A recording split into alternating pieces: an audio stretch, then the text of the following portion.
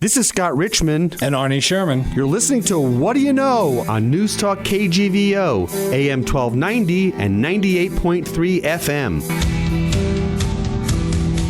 Arnie Sherman, how are you this morning?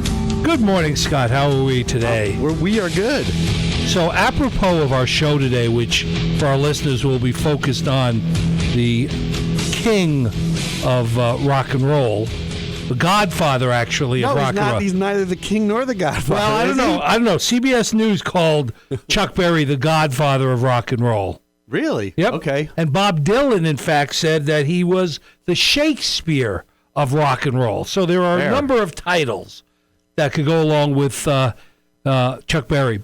But apropos of the show this morning, as I was driving over, I was listening to Don McLean's American Pie. Oh, I love that song. Right, and there's a line in there that says, the day the music died. And that got me to start thinking a little bit about the year that music died, because some people refer to this past year, 2016, as the year that music died, given all the people that we commemorate and rest in peace that passed on in the last year. It was a big year. I mean, think of this. Just listen to this list for a minute. You got George Michael, Miss Sharon Jones, Leon Russell, Leonard Cohen, John Barry of the Beastie Boys, Prince. John Barry of the Beastie Boys? Yes. No, not John. Okay, keep going. Yeah. Prince. Yes. Merle Haggard. Yes.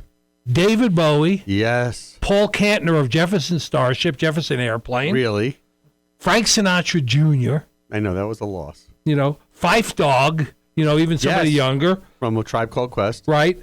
Maurice White of Earth, Wind and Fire. Huge loss. Glenn Frey of the Eagles. Fry, right? Yes, all of those guys put together. And then you look at the beginning of 2017, and we just recently lost Joni Sledge of Sister Sledge. Really? Yeah, she passed on. Al Jarreau.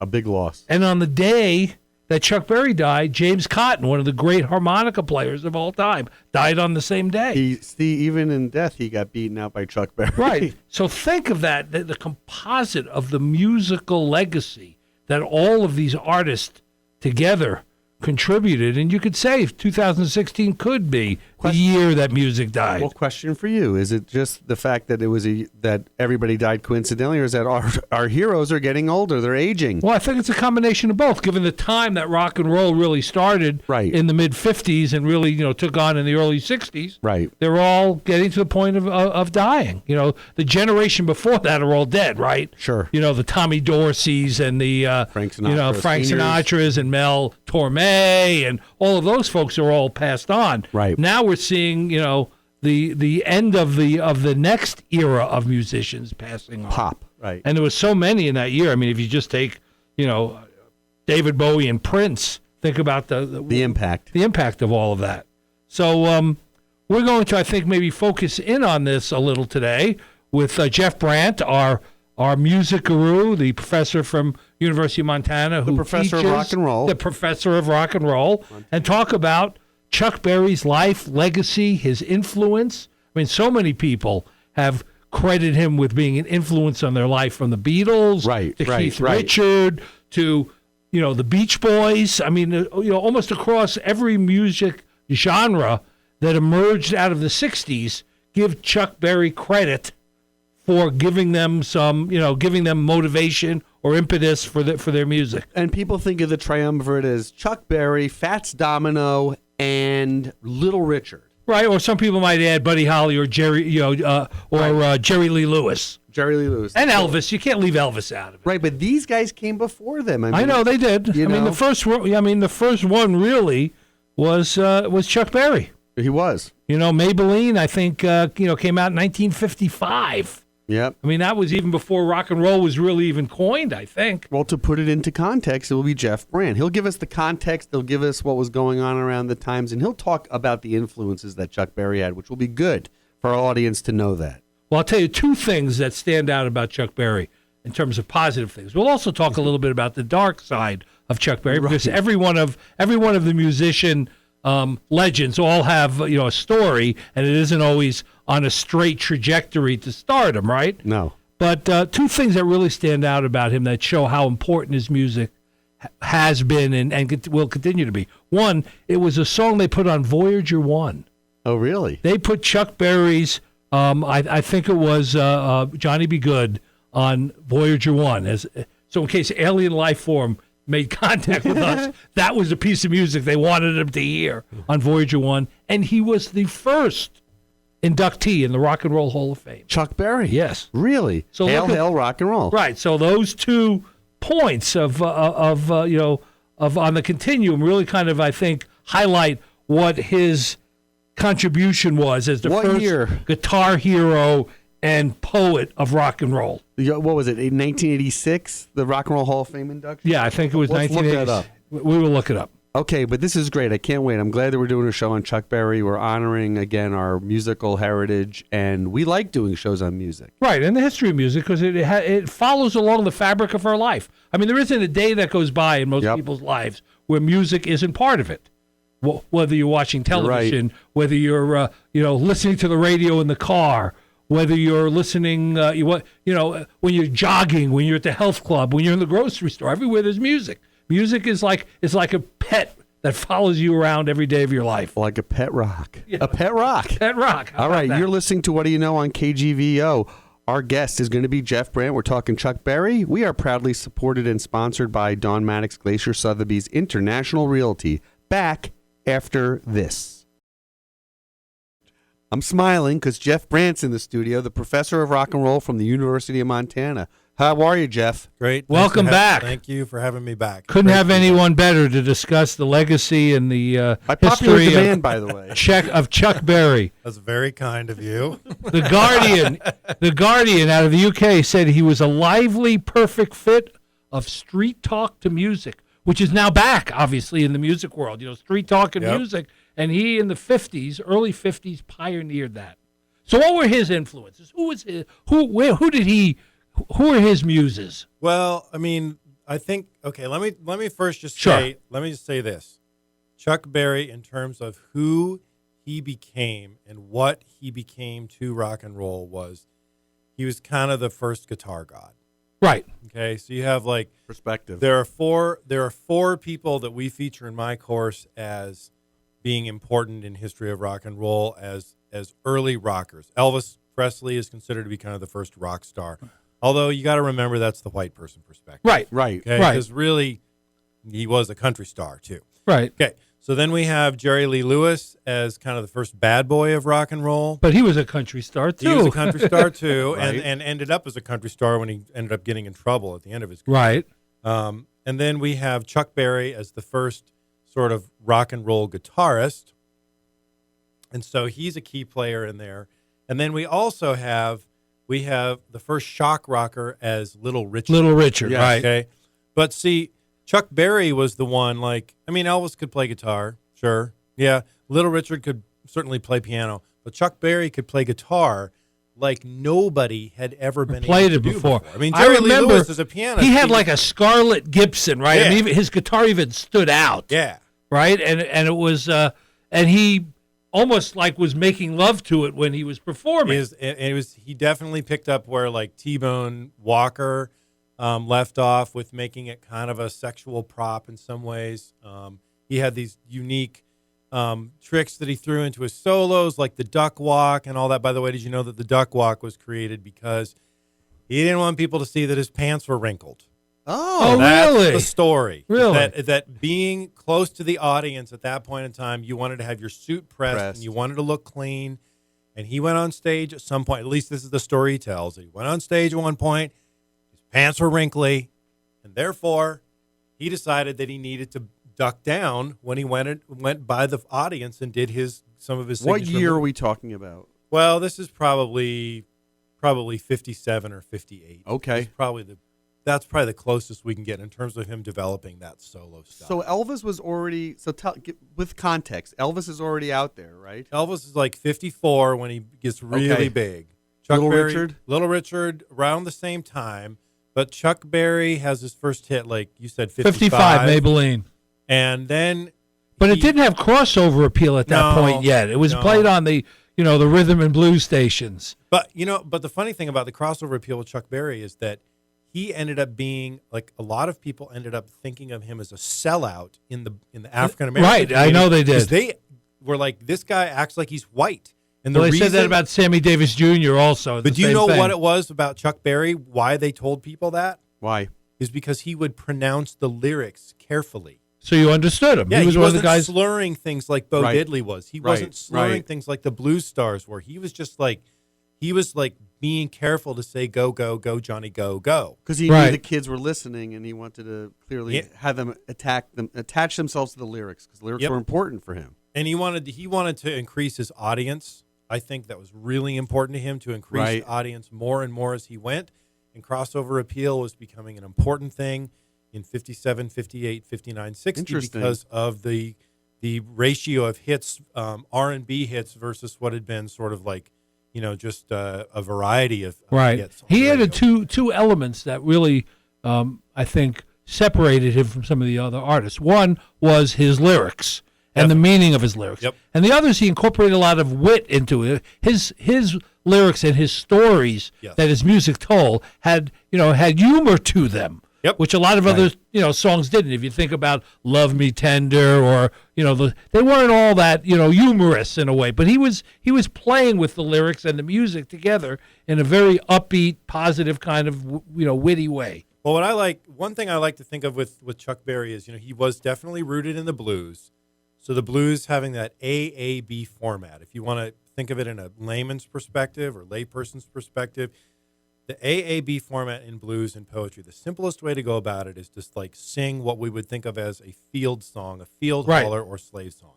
An easy example would be my master, he treats me oh so mean. That's A. Right. And then they would repeat it. Oh, my master treats me oh so mean. And then the B is my master is the meanest man I've ever seen, something like that. Right. So that would keep you busy during the day. What Chuck Berry did was he said, I'm not really going to do this AAB thing. I'll play it in the way the blues are formatted as a 12-bar progression. Right. But I'm going to write lyrics that tell, like you said, a story. As I was motivating over the hill, I saw Maybelline in her Coupe de Ville. Right. I mean, that kind of stuff was cool. Was there someone that he worked with, like a manager or an agent, that was a big influence that was pushing him along? Or was this all invented in his own head? I mean, was he self? What's the word? He was self-motivated to just keep on pushing the boundaries. I don't know the entire answer to that. I know the one thing I do know is that when it came to selling his songs, he and Alan Freed ended up going together, and he ended up sharing royalties with Alan. Right.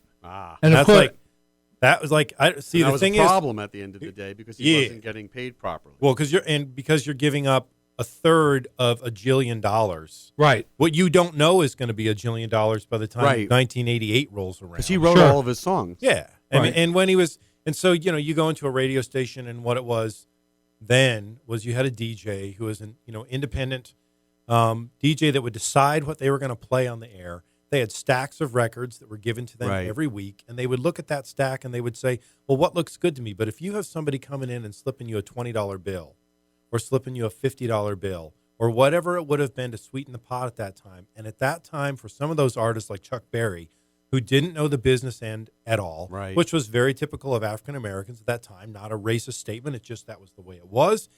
If you didn't have anything to give, what you gave was what potentially would be, which was, we think this song is going to be a hit.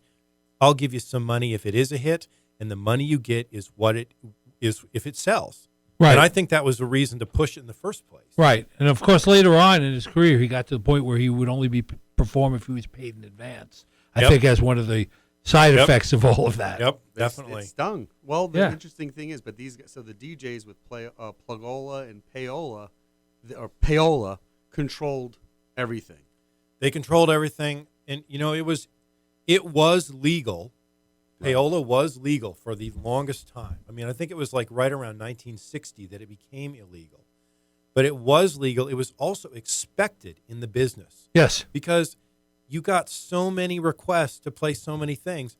How are you going to know what to play unless somebody said, plug this, plug this, plug this? And by the way, Payola still goes on in like the medical, the pharmaceutical What goes industry. on in the grocery business Yeah. to have the end of Buy the shelf aisle space. placement? There you go. Right, exactly. So it goes on in a lot of it goes industries. on, but the idea that payola was the thing that made his songs great, I don't think so, because I think the They music broke through. stands for itself. Well, not only that, but look at all the other people who adopted adopted what he did. I mean, Sweet Little 16 is what Surfing USA is based on. Literally Surfing USA. And Talk about a ripoff. Brian Yeah. Wilson's admitted it, right? That he He lifted lifted it. that The song funny off. thing is, I don't know what he was thinking when he wrote that. If he was like high at the time, or if he thought It's the same song. I can use this chord progression and get away with it. It's like when Chic's Good Times was used as Rapper's Delight. Right. The track underneath that. If they thought, oh, no one will ever notice. No, I mean, of course they didn't, because they didn't know that hip hop was going to sell and be that wide of Right. I an think that influence. back then, they were like, look, there's just the recorded music or the radio, and no one's going to know the difference. But there's not this memory. It's hard to imagine they I would don't not know. I think So how could they do that? They just thought they would get away with it? I think it was naivety in terms of On just everyone's part. Especially on the part of the Beach Boys were like teenagers. Right. Right. So they take a chord progression Well, and I they mean, imitate it. They let's- think, well, let's- we're not literally playing his song. well, the Beatles Come Together was based on You Can't Catch Me. That's true. So there's another. I mean, the Beatles used it. Keith Richards said every chord that he ever played, he stole from Chuck Berry. He said that when he was Robin inducted. Thicke. When he Robin was Thicke. inducted Yeah. into the Hall Robin of Thicke, Fame. Marvin Gaye. Robin Thicke and Marvin Gaye. Yeah, that just happened. Yeah, but I'm saying Led that, Zeppelin just Well, happened with that you guy. know- from, Yeah, I saw that article. And it's going to slip me, but I listened to that song and I was like, is it right Uh, now? I was like, I don't know. It's not that. Well, It's close. similar to the intro, but anyway. and we Mick digress. Jagger said that he based all of his vocal stylings on Maybelline. Yep. And Sting has said that nothing is new under the sun, that basically he just would listen to other sources so people couldn't tell where he was stealing from. Right. And then if you go back and look at Bach is basically going, I'm going to rip off this from myself and use it as an intro to something else. Yeah, well, the important part to me is that these different music styles of that era, in the 60s, the Beach Boys doing, surf music, and the Beatles doing what they're doing, and the Stones trying to get into the white man's, rhythm and blues, we're all looking to the same guy. Yep. The Yep. same touchstone personality Exactly. as their guy. You're listening to What Do You Know? Our guest is the professor of rock and roll from the University of Montana, Jeff Brandt. We are proudly supported and sponsored by Don Maddox Glacier Sotheby's International Realty. Arnie. Yes. So I read that he indicated, Chuck Berry, that Louis Jordan was his kind of musical, muse, and he listened to him, and that's where he got some of his inspiration. And I mean, Louis Jordan, for somebody who's Right. intimately involved, they would know who he is. But the general public, our listeners, would probably have no idea who Louis Jordan was. Probably most people who are not closely related to Quincy Jones Right. don't know. I mean, Quincy, his opinion is that Louis Jordan is the first rock and roller. Right. And I'm sort of inclined to go with that in many respects because it's Quincy Jones saying it, right. What are you going to question the guy that basically told Michael Jackson, yes, do this, this, this, and this, and we'll have a hit. Right. Yeah. But I think Louis Jordan was an influence to so many people that wouldn't even know it, because then they ended up looking to Chuck Berry, who was basically an amped up version of Louis Jordan, and he was holding a guitar instead of a saxophone. Phone. Right. And Interesting. So, if you think about rock and roll, you don't necessarily first think of Clarence Clemens from Bruce Springsteen. Right. That's not No. your first thing. No. You don't think of the bass player in U2. Right. You don't think of that. You might conjure up an image of John Bonham from Led Zeppelin and say, all right, heavy on the drums, that's rock and roll. But you don't think of a saxophone player. That's right. You don't. But what Louis Jordan was doing, everything was stomping. As Quincy would say, it was the big beat. In other words, all four beats of the bar were being just slammed. I remember we talked about this at the other show. For me, if you listen to Sing, Sing, Sing, Benny Goodman and his Right, orchestra, yeah. that's rock and roll. Yeah. Because talk about Bonham. I mean, boom, boom, boom, boom. Or I mean, that. or stomping at the Savoy. Yeah, I but mean, that's rock and roll. But let's remember that Benny Goodman basically got his charts from somebody else. He got Sure. it from an African American. Is that right? Yeah. I mean, there's they I'm weren't- not an expert as you are, but there's a long history of white people stealing the black Yeah. music and adapting it. Yeah. Over and over and over again. It was Fletcher Henderson for Benny Goodman. Basically, what happens is you have John Hammond, who is a music promoter, A&R. An A&R rep. I mean, he was I think he was a Vanderbilt, so he had all this money in his family. Wow. He could have gone into the family business of running these housing, what would have been become housing complexes or apartment complexes today, or running this business or renting out this. But he said, I want to promote music, and what he mainly wanted to promote was the music of the African American. Right. So John Hammond, at some point in time, has this opportunity to get Benny Goodman on Let's Dance, which is a show that was on NBC, which was sponsored by the Ritz Cracker, believe it or not. So Nabisco wanted to make the Ritz president. A big thing. Right. So they have a slot for 3 different types of bands. They have a suite band, which would play basically like the music of the European, like the waltzes and stuff like that. Yeah, they had a Latin like band. Lawrence Welk. Yeah. And they had a Latin band, and then they had a Prado. They had a hot band. But the hot band, all of the bands had to be white because they were sharing the stage. Right. And the hot bands, nobody had a hot band that could play the music that was hot, quote unquote, which is the music of the African American. Right. And so Fletcher Henderson was on the way out because he couldn't manage his business very well. John Hammond knew that and said, hey, Benny, why don't you rehearse your band? We'll get Fletcher Henderson's charts, buy them from him. You can play Fletcher's charts and you can become that. And that's why when you think about this big beat and Sing, Sing, Sing and these other tunes, that's from Fletcher Henderson. Wow. That's right? That's an interesting transition. That's not the white guy. Question for you. So with your class this week, upon Chuck Berry's passing, what did you address this, go out off the syllabus? No, I have to admit we didn't because there's so many. I mean, we go all the way up through 2010. And there are too many things to do. This past week, what we were doing is we had a opportunity to talk about, let's see, I think we're in chapter 8. I'm on spring break, so I'm not like, a lot of stuff like right away. But like we probably should have taken a break, but there are so many important people that have died this year. We went through that before. Yeah, in the came last in 16 here. months. I mean, it's insane. Yeah, I mean David Bowie. He's one of the people I wanted to meet the most in my life. Right. I mean, David that's Bowie. Not going to happen. I have a David Bowie story. He was in my Tai Chi class in New York. Oh, you really? Oh, yeah. He came to visit our Tai Chi class at the behest of Tony Visconti. Oh, yeah. His producer, and Lou Reed, who was in my class. Both of those guys are in my class. Yeah. And so all of a sudden we see this urchin across the room, and he looked like an urchin. He looked like just some guy with a hat and gray hair. You're like, who's that? And then we walked up to him, and he goes, this is David Bowie. You're like, holy man. There's like 15 of us in the class. I mean, again, they're we always were like, is he going to join us for lunch? There's always musical seminal moments. But I remember the first time I ever heard Ground Control to Major Tom. Mm-hmm. I thought that was so amazing. And I saw him in concert before. Where did you see him, Arnie? I saw him in concert in Kansas City, Missouri. He was on tour, and he came out of the rafters. Oh, on a cherry picker? Yeah. With Is that the keel? With wings. To ground control to man.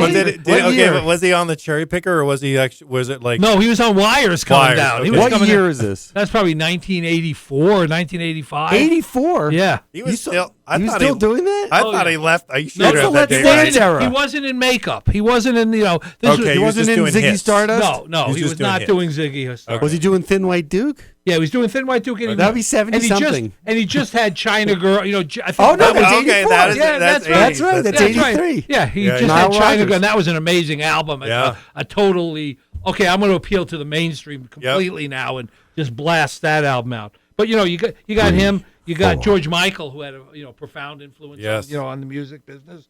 I mean, I remember listening to Earth, Wind and Fire and Maurice White, and that whole thing was for 3, 4, 5 years you couldn't get enough of them.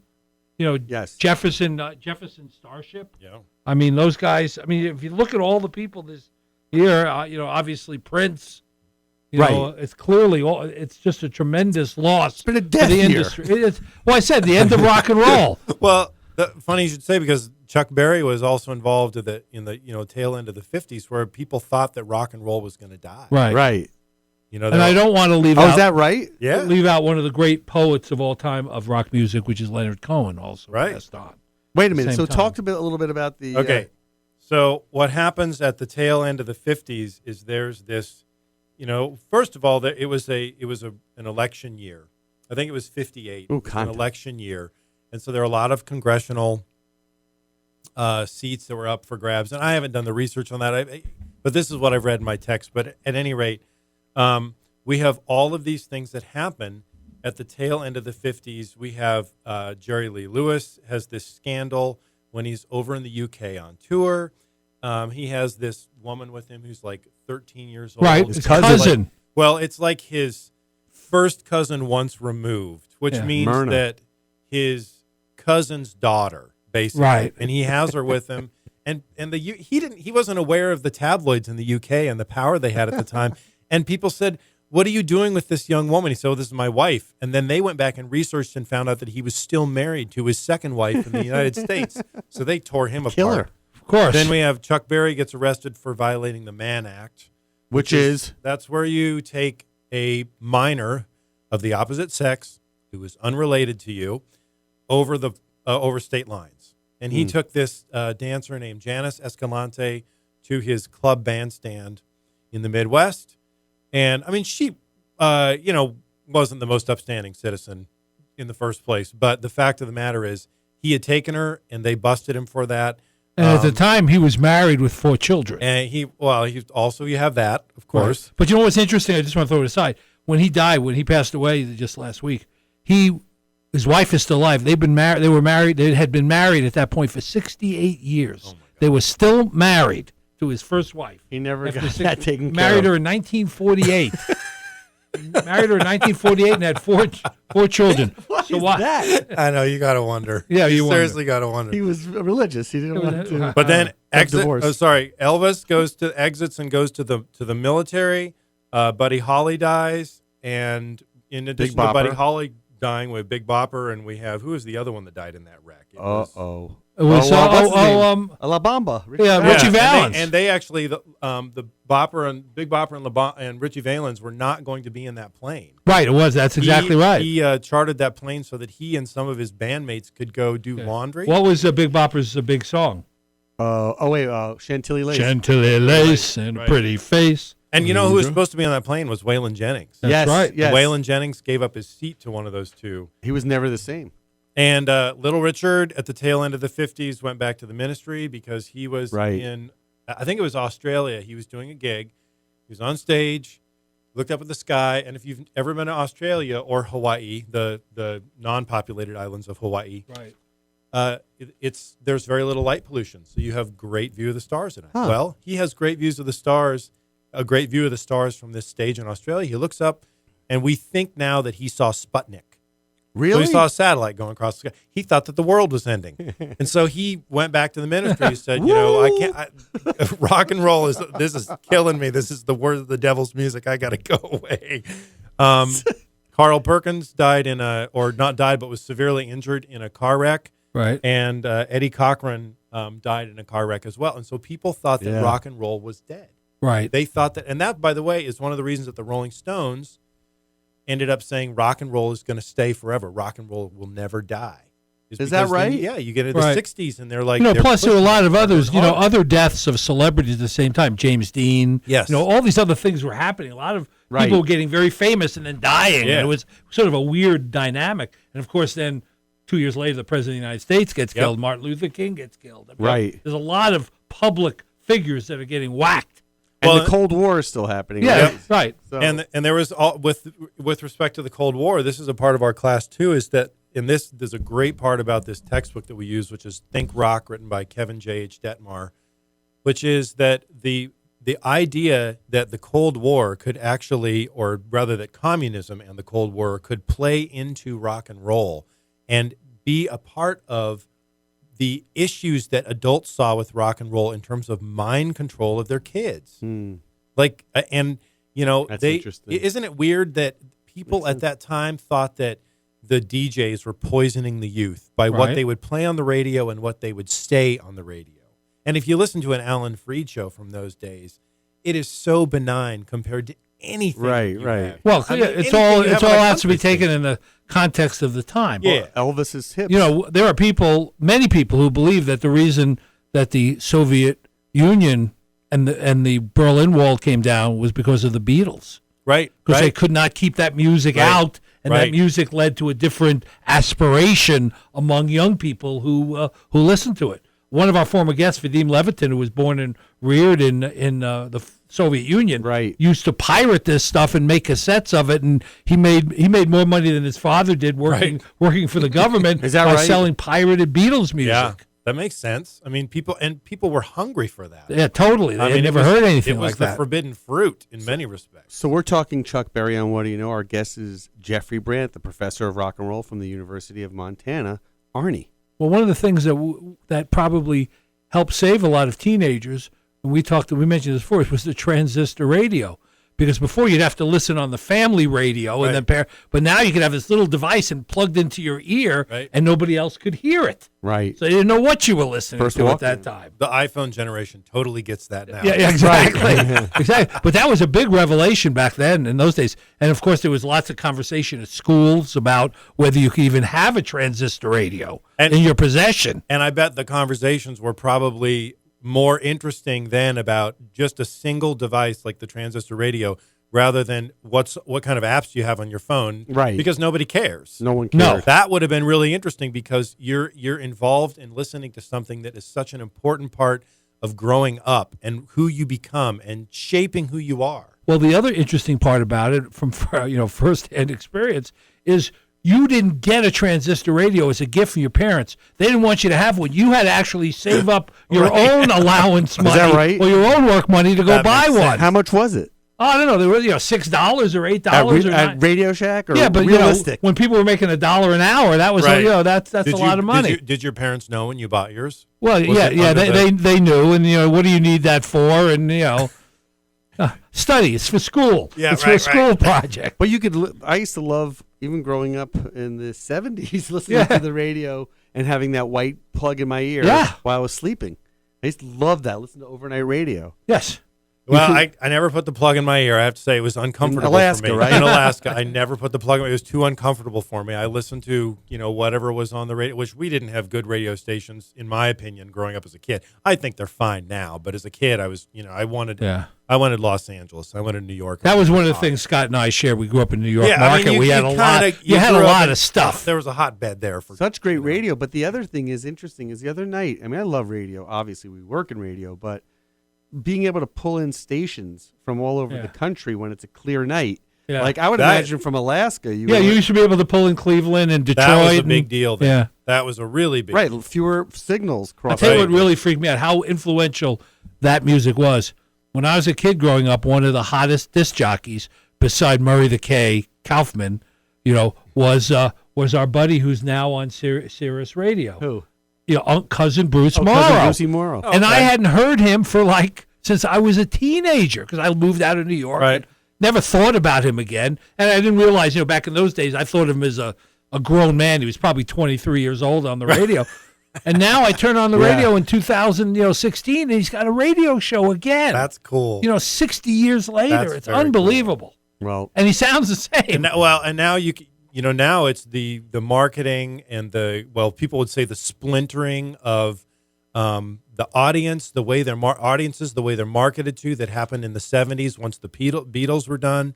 Now you can go to a very, very specific market. Right. You can microcast. So I tell you an interesting thing, how influential Berry was, getting back to Chuck Berry.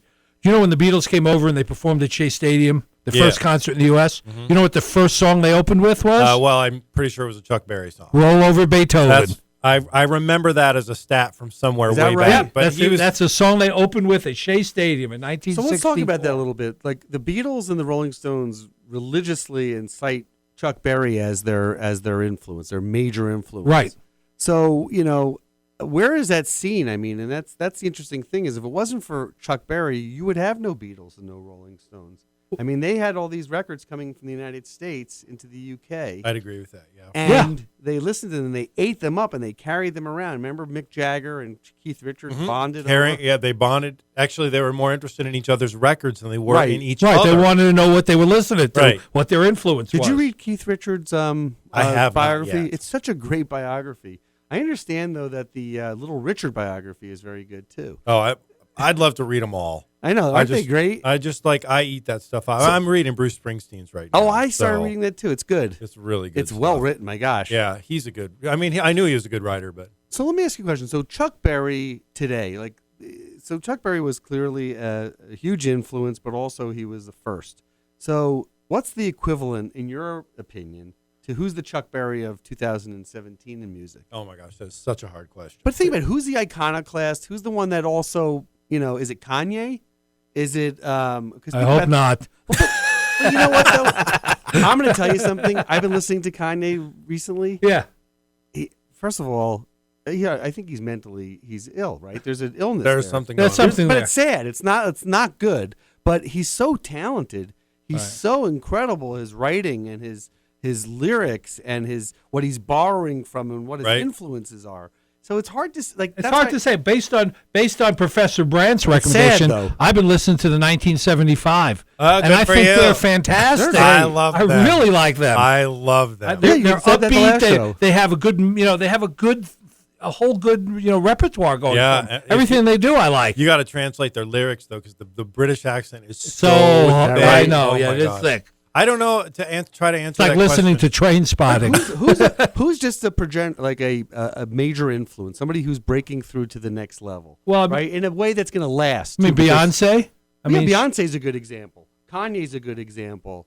I don't know. Frank Ocean. People talk about Frank Ocean being very, transit. What's the word?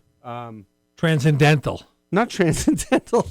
I don't know what the word is. Anyway, the point is that he's standing the test of time. He's not going away. He's only getting stronger, and he's only getting more influential. That's why I bring up Kanye or Beyonce. I think it's a good example. It's hard to me, and this may be wrong. This may be wrong, but in the formative years of rock and roll, if you were part of a group, you kind of stayed with them for a pretty long period of time. You didn't. The Beach Boys were the Beach Boys, and the Beatles were right.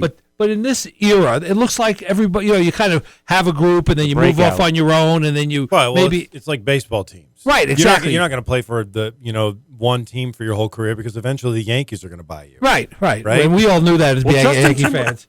And Justin Timberlake was in NSYNC for many years, but right? They all knew he was the talent. He was the guy. I mean, the reason that I'm probably not great to answer that question is because I spend so much of my time thinking about what happened in the past 10 years, right? To make sure that I am up on that.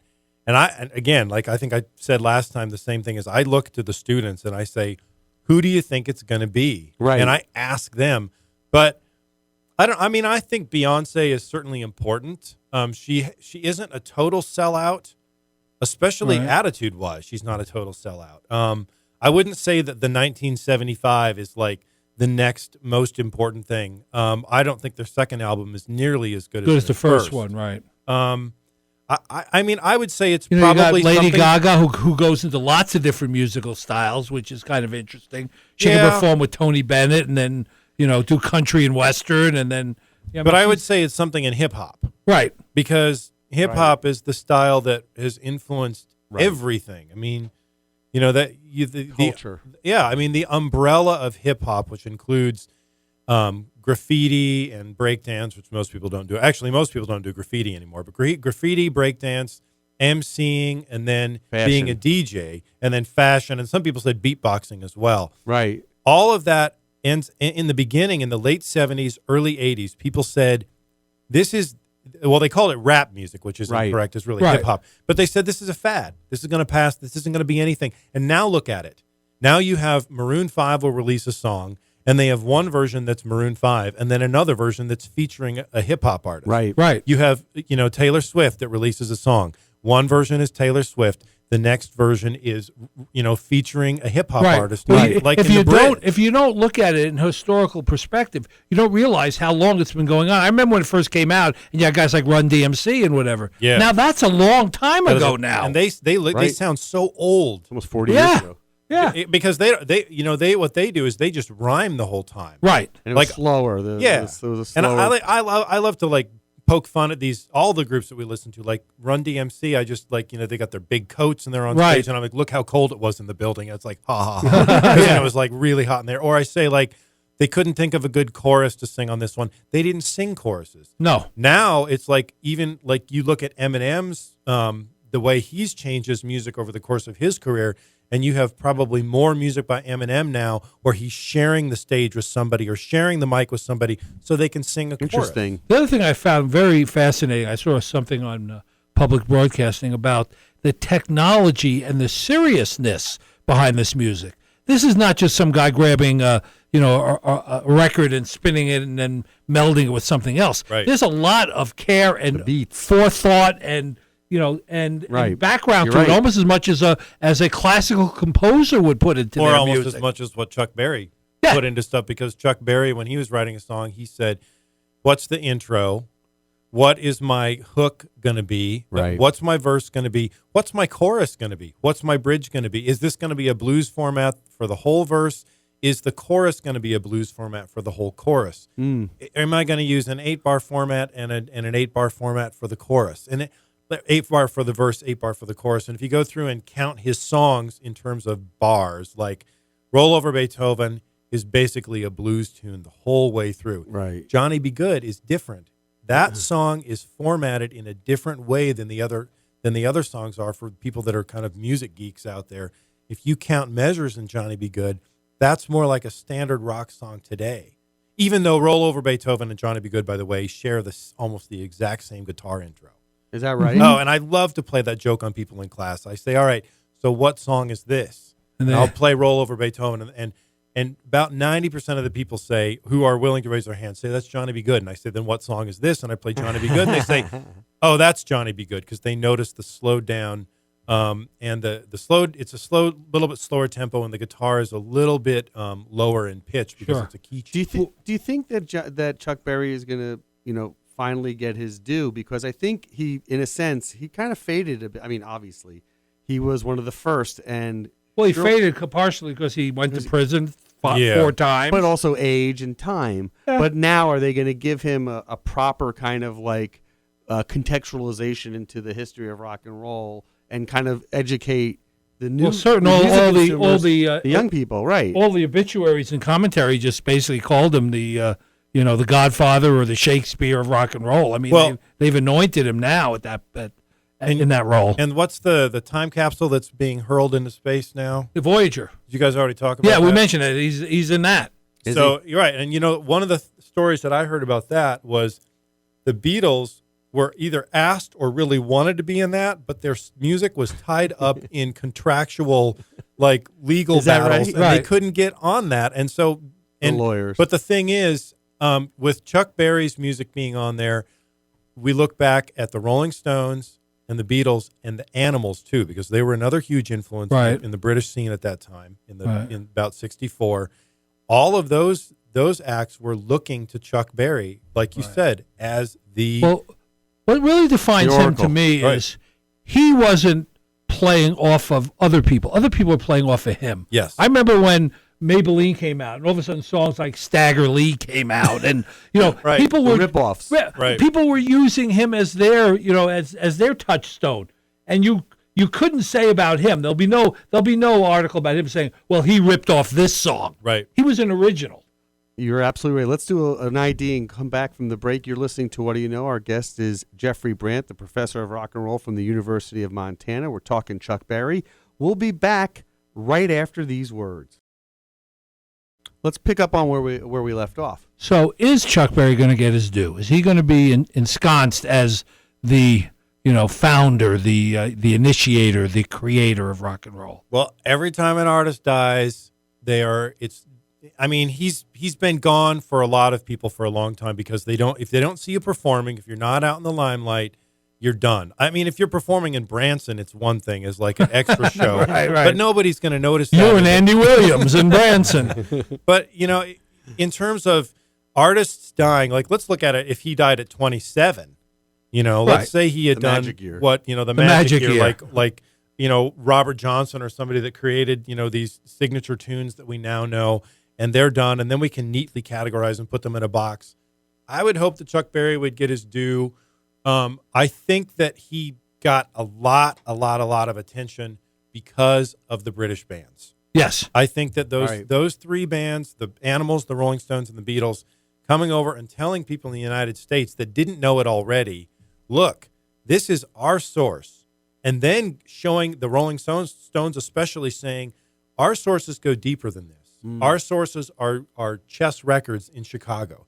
Do you know what that is? Do you know who the artists are that are on Chess? Because those are the people that we're listening to, Howlin' Wolf and Willie Dixon and whatnot. Okay? They almost embarrassed American music by coming over and say, you don't know what you have here. You don't understand what your sources are. You don't know why we are where we are today, and the fact that you don't recognize it is a shame. Right. So I think that Chuck Berry probably got more attention because of the British invasion in the mid-'60s. Will he get his due today? It's hard to say because, today there are a couple things that we discuss in my class. One thing is I like to say that the generation that we have right now that's, 18, 19, 20, they know more about music than any generation ever prior because they can instantly pick up the stuff. Right. We had to go to the library and figure out, how to find something. You had to listen to a radio program to find it. They can go boom on the internet and find it right away. So I get people in my class that, and it's rare, but I'll get somebody that's an expert on doo-wop, and they're like 20. Really? Oh, yeah. Oh. And I've had that once. That's cool, though. But I get experts on Elvis. I get experts on the Zombies. I get, She's not there. I will get an expert. Zombies. Yeah. I like the Zombies. They were an influential band. And they'll ask me what I think of them, and I'm like, I got to plead the fifth on, I don't know what to tell you on this. Zombies, right. I don't know enough about him. But I think that Chuck Berry, that a lot of people certainly know what his influence was in early rock and roll. I'm not sure if they see the whole picture until they read the obituaries, until they see the whole thing. The programs that NBC and the big networks will present. Just to recapitulate in terms of his influence, we already mentioned, his influence on the Beach Boys, right? Surfing USA is a direct steal. The Beatles, Get Back, one of their, signature song. The Rolling Stones' #1 song they put out, Come On, was based on the Chuck Berry, song. And Bob Dylan, Subterranean Homesick Blues, was based on Too Much Monkey Business. Right. So, the 3 or 4 iconic rock and rollers start their career. Or the Yardbirds. I didn't know the Yardbirds. Are using Chuck Berry's inspiration. His riffs, his music, copying them. Yep. And Eric Clapton.